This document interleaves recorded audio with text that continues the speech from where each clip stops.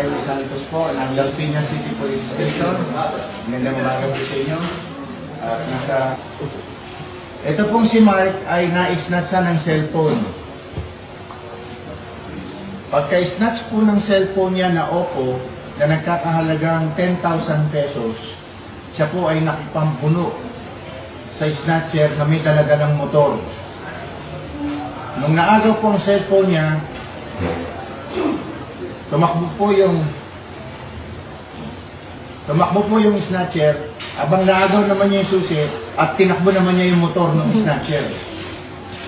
Yan po ang problema ngayon na tinatapak namin ngayon kung paano po ito. Napakapambihirang kaso po nito dahil ito po ay nangyayari lamang sa TikTok. Nanonood ka ba ng TikTok? Nanonood daw siya ng TikTok. Kaya napanood niya sa TikTok po yung ganitong klase kung paano kumounter sa snatcher. Pagka-snatch po ng cellphone niya, nakipagbuno siya, nakuha naman niya yung susi. Nung nakuha niya yung susi, tumakbo yung snatcher, dala yung cellphone niya. Samantalang siya, sinakyan naman niya yung motor, tinakbo naman niya yung motor, siyempre. Kaya nandito po siya ngayon, nagre-reklamo po siya. Dahil yung cellphone niya, tinakbo ng snatcher, tapos siya naman yung motor, ng snatcher, tinakbo niya dito. Kaya ito po ay kapalo.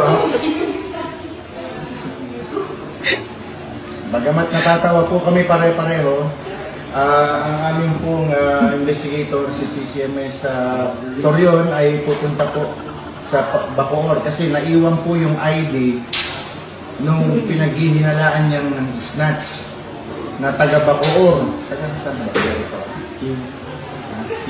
Eh, siya rin po ay taga Cavite, taga Imus.